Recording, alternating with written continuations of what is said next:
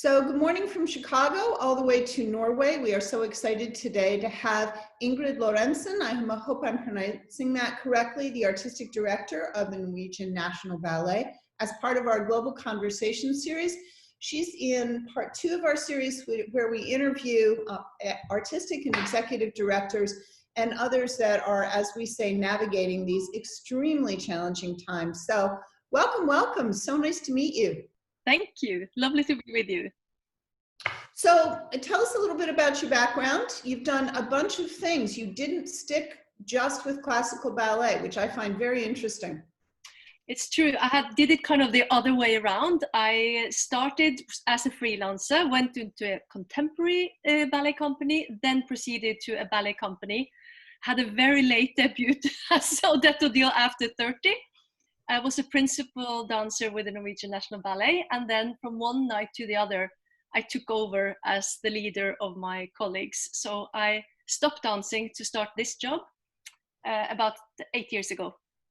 That had to be quite a switch. Everybody, first you're not there, right? You're off doing a contemporary thing, then you come back, then at a relatively later age, you get fast track promoted, and then all of a sudden you're on the other side of the room. How did that work? No, it's now I think back, it was, I would lie if I said it wasn't challenging, but it's not as bad as it would sound either.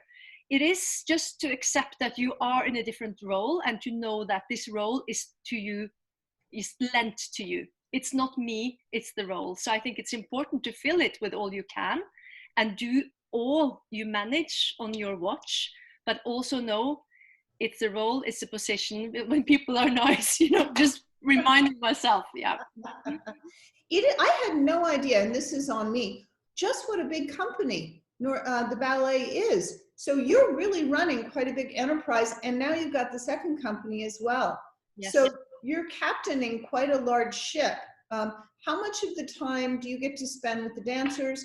How much of it is creative, what you want to work on, and how much of it is administrative? No, I'm not as much with the dancers in the studio at all. I think I share this feeling with a lot of my fellow colleagues. And if you look back at who I was 10 years ago, I would probably think, oh, I'll be in the studio all the time. Right. I'm not. I'm more now because I'm on Zoom or I'm on online doing the trainings together because everybody's been in lockdown, included myself.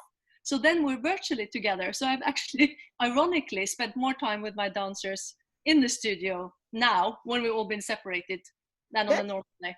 That's very interesting because so many American artistic directors are in the studio almost every day with their dancers teaching class. Some of them are even feeling that they need to be running the schools directly. And that's a very different kind of hands-off approach. I'm fascinated by that. Are you actually back in the studios now? With some of the no, I mean, I meant more, not literally. I'm sure. Doing class together with them from my kitchen and they are in their kitchens. I think to be very, very personal, I think it was a little bit of shyness because I was a colleague.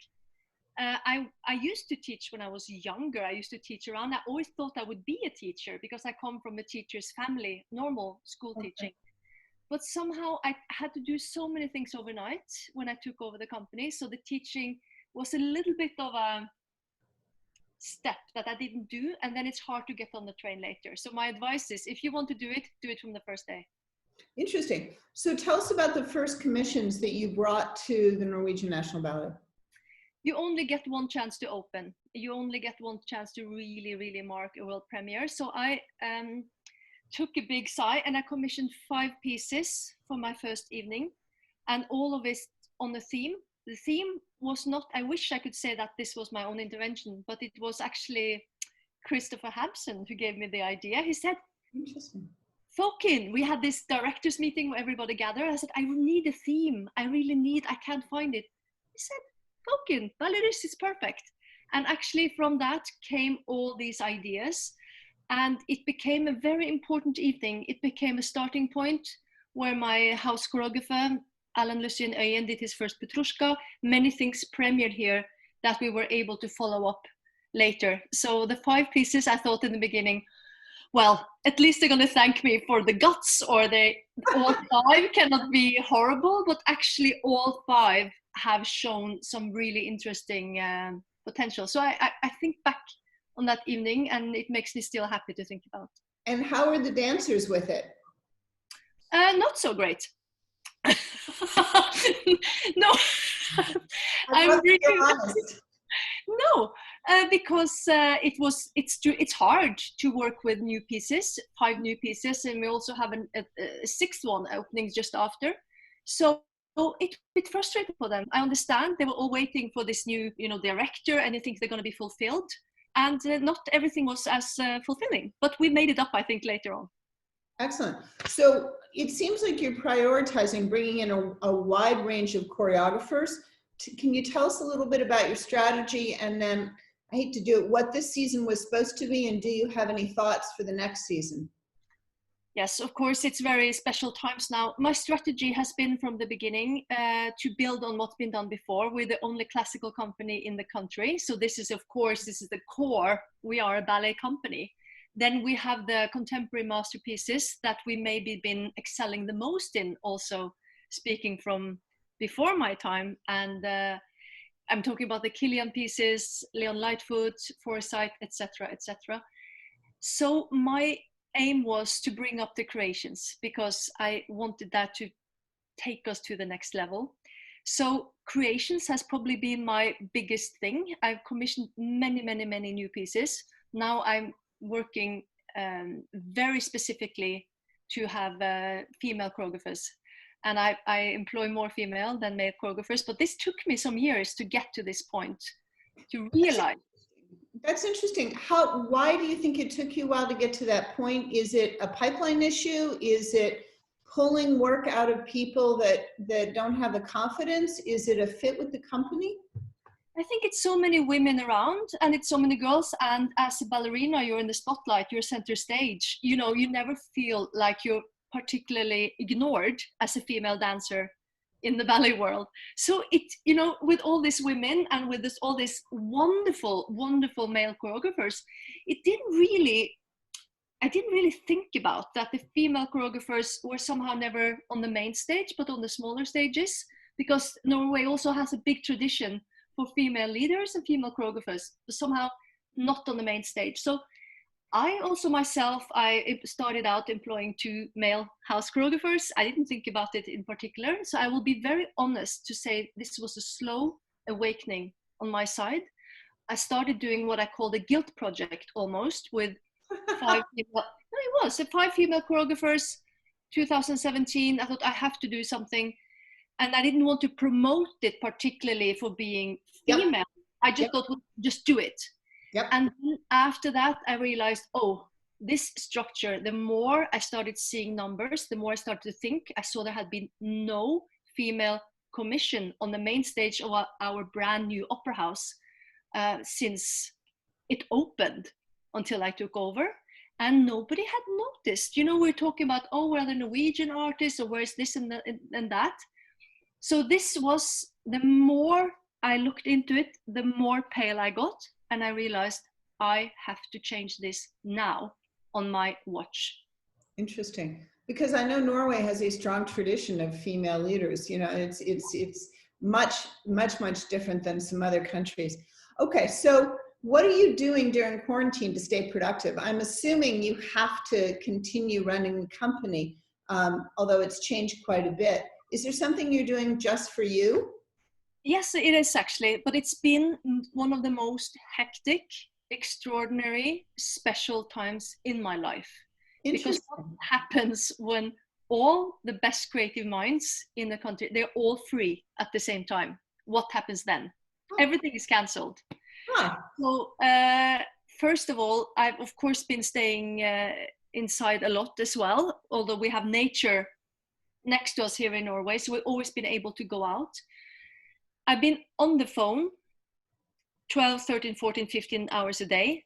We have, of course, we have had to shut down, we had to cancel, we have had layoffs, which is unheard of in Norway. Yep. Now we're bringing people back in, and we have initiated, I counted today, almost 15 different works we have started now these days. So actually we are now, yes, and we're going to open a world premiere on June 15th, which is about this time. We're going to do it on the roof of the opera because we can't go inside. And we have, we're bringing now to care homes. We're taking a bus. We're building stages outdoor to people. Tomorrow, we're for the first time going to a prison, a female prison, performing. What a fantastic idea. And what a great way to bring dance to people. Yes. When you can't perform in the theaters. That's exactly what I'm interested. No, we're interested. This is the thing, we cannot gather. We can't gather. We can only gather 50. That's why these care homes is actually ideal, because it means they can come out from their balconies, they can come out in their windows. We've done 2 shows so far, and it, how can I say, we go from performing for thousands of people to meaning a lot for that one. And we also have one-to-one programs, digital programs with one dancer, one student, that they follow up their pupil, or so to say, or their young person twice a week. That's really interesting. Huh. I love the idea of taking the ballet to a women's prison too. I mean, that's tomorrow. Please do send us the footage if you record it. We'd love to put it on Instagram. I'd love to know how it goes. This seems like a silly question in light of the pandemic, but I'm going to ask it anyway, and you can answer it however you like. What are some of the greatest challenges you faced as a director, and what do you think has helped you take these challenges on? I mean, obviously you're a very positive, happy, energetic person. Maybe that just helps you drive through. That's a good question. I think personally, I like for people to be happy. And when I am the reason for disappointment and suffering, this is very hard for me on a personal level. And it's hard for me to live with disappointment. At the same time, this is something that I'm working very, I really can't stand for. It's just I need to prepare myself to really, really know that what I'm doing. So I don't, my most challenging, I guess, is when I'm taken off guard. Yep. Yeah. Well, right now everybody's off guard a little bit, but it sounds to me like you very successfully pivoted. Do you have an executive team that you work with? It sounds like that that you have confidence in, that can do things like, hey, I have this great idea, we're going to take a production outside, and they make it happen. Exactly. I'm lucky I have the best people possible close around me, because I also refuse to say, they say it's lonely on the top, and I refuse to be alone. So of course I'm responsible, but I refuse to sit alone and make decisions. So I do it very much, I call them up 5 at a time, this new telephone. So I can't pop into the office. So I do make, and we talk through things. We make decisions through talking. And I have to say also that very often I go back. If I see a decision is wrong, I reverse. And sometimes I wish people knew the effect of actually saying I made a mistake, and how happy. Sometimes it feels like you end up in plus if you made a mistake. Absolutely. I think being able to say, I didn't get this one right, is intensely liberating, but very hard to do as a leader. And certainly it's not, to me, the male model, which is I'm always right all the time. I have this vision and off we march. Any particular choreographers that you would like to bring in that you see on the horizon, your dream choreographer, dream production, whatever you want to tell us about? Many. I'm so fortunate we will be working with Mats Ek. This has taken me a long time, and he will come back in a future season to be with the company. This really means a lot, because he is so dear to everyone in, I guess, in the dance world, but in being a Scandinavian, I feel like I've lost one leg in a way, not having his rep as part of the, so this is very important. And I have to say my dream woman is Crystal Pite. Everybody's dream woman. She, I've underwritten one of her ballets and managed to be with her in the studio when she was rehearsing a couple more.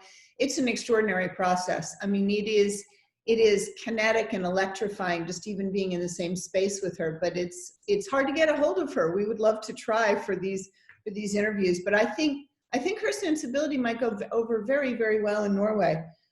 You ready for your lightning round, your fun one? Yes, sure. I have not practiced, so I'll be spontaneous. Be spontaneous. Just be very, very favorite dance memory. My favorite dance memory as a dancer would be alone in the studio and dance like nobody's watching and feeling free and warm and just in the moment, away from the audience. I think my favorite dance memory, I haven't talked about this with anybody else, is I'm very visual but also auditory, and the sound of my toe shoes in the rosin box and then on the floor, and that kind of gravelly, wonderful sound as you leap and you land. That's what I miss. I have one, that's a great one. I actually came to my memory. Now you put me onto a memory that's quite concrete. I remember standing in the old opera house before we got our beautiful building in 2008. And it was actually my opening night as a Swan Queen in Swan Lake. And there is no really places to warm up, and you have that prologue and then you have that long first act and you don't know what to do with yourself. So I'm like, I have to warm up. I'm warm to keep myself warm. I'm actually standing outside in a corridor outside the toilet in my swan costume doing my conduits. And one of these girls from the ballet school, she stops and she comes up and she stares at me, wanting, like, I feel like she wants my attention. I'm like, I cannot deal with children right now. I feel sick, I feel ill, I've been nervous for months. Right. And she stopped, she stares at me, she said, lucky, she said. And I felt not lucky at all in that moment, but I was like, come on, wake up.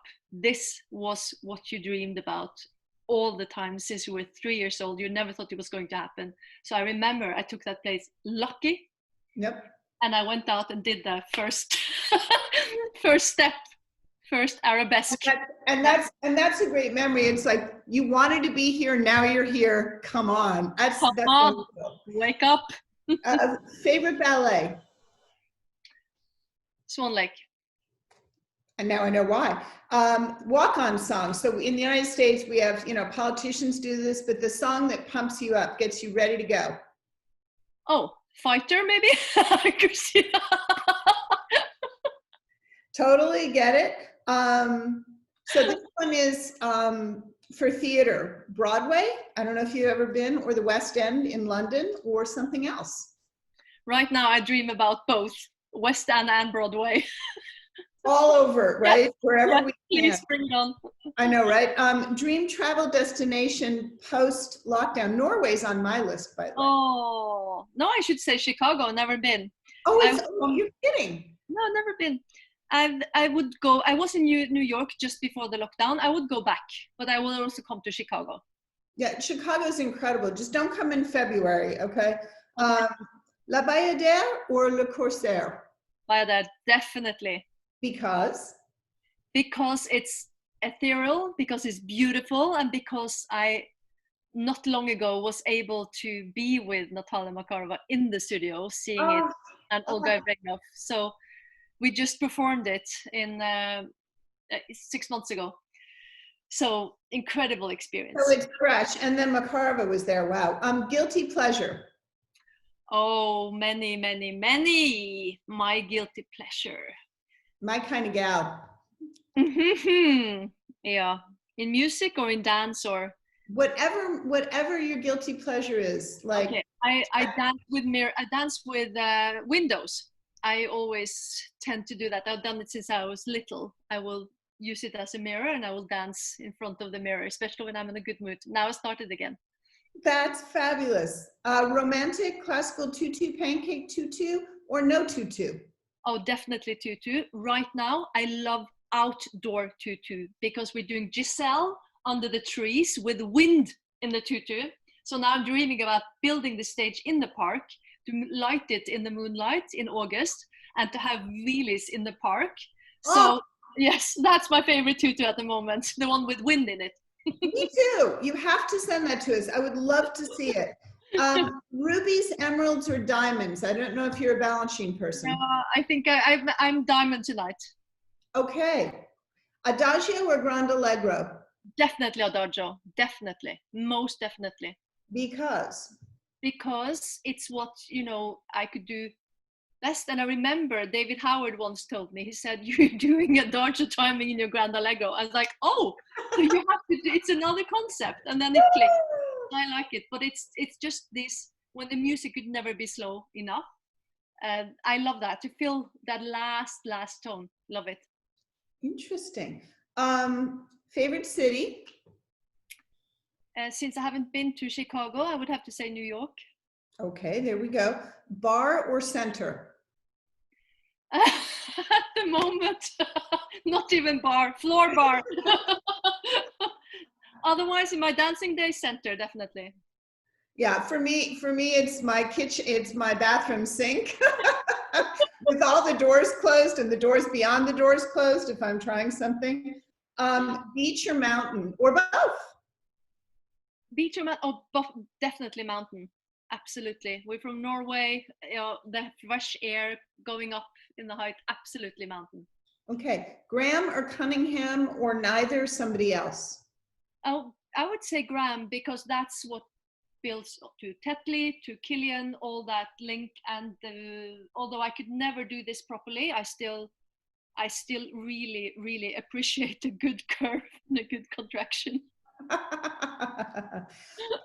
Point shoes, ballet slippers, barefoot, or something else?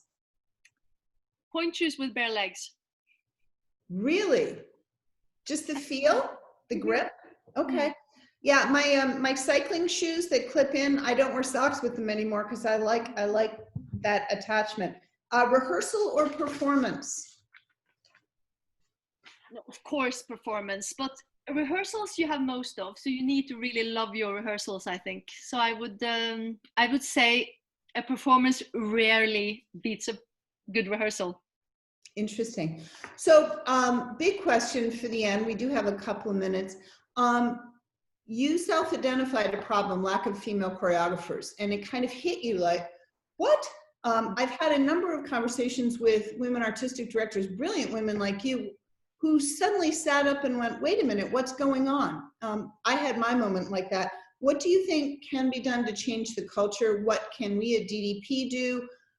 What kind of conversations, what kind of fundamental shifts can we help make? Can you help make, etc.?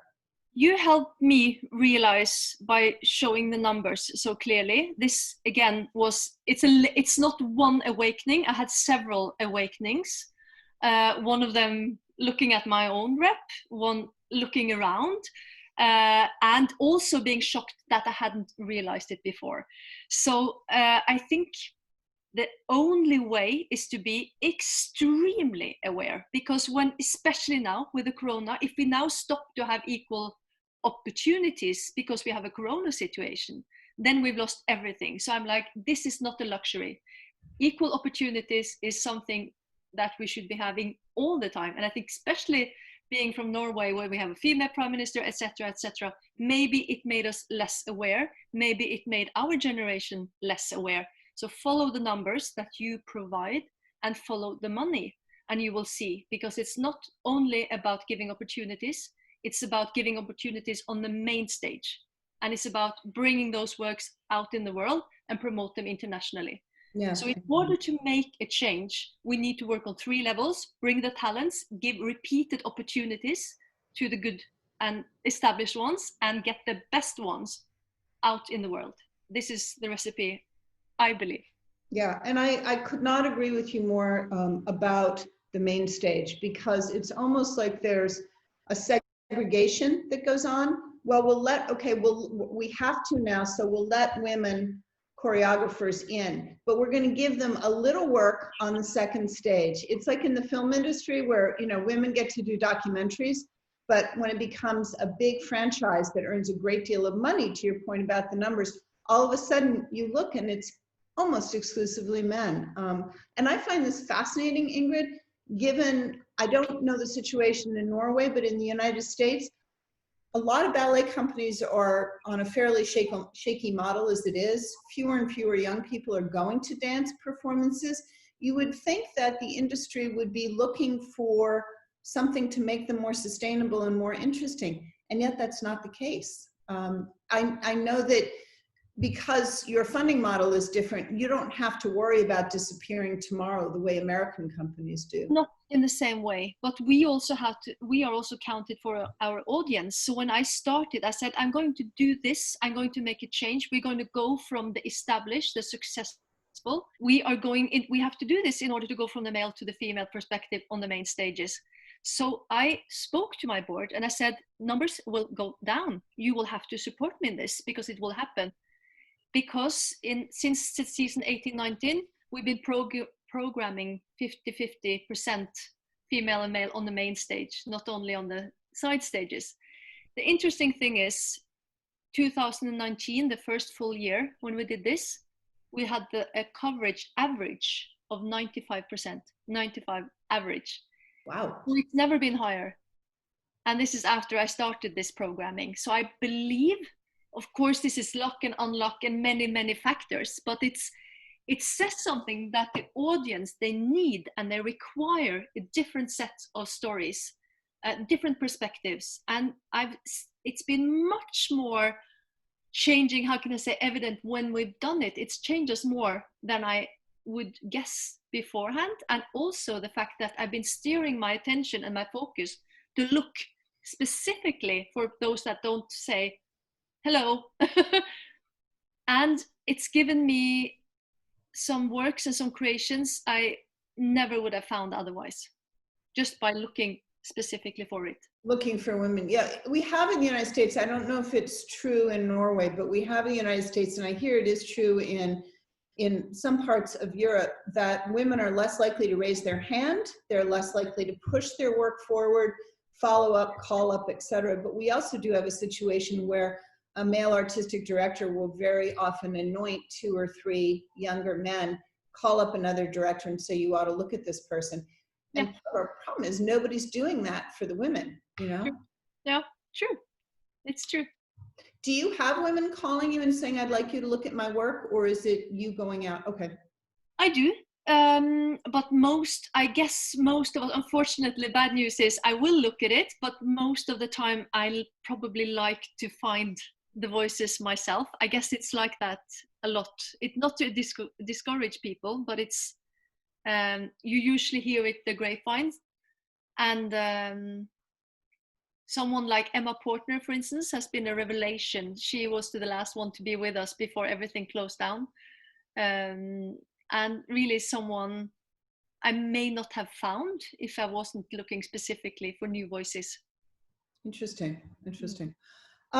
That's it. I just wanted to say thank you very, very much. We want to see and would love to put on our Instagram and our Facebook the Giselle, the Swan Lake, anything that you bring outside. I'm particularly interested in the programming into the women's prison. That sounds really exciting. So keep us posted. Would love to sort of follow you, see what you're doing. The United States is behind Norway in terms of opening up, so it's nice for us actually to see something other than archive performances. Yes, one-to-one performances. Norway's kind of a little bit of hope out there for us, and we cannot wait to see you in Chicago. Come this was lovely, and when everything on the other side, to welcome you to Norway would be wonderful, and I'll give you a personal tour and welcome you. Thank you so much, and of your new house. All right, thank you so much, Ingrid Lorentzen. We're very excited to continue talking to you in the future. Bye. Thank you for your important work.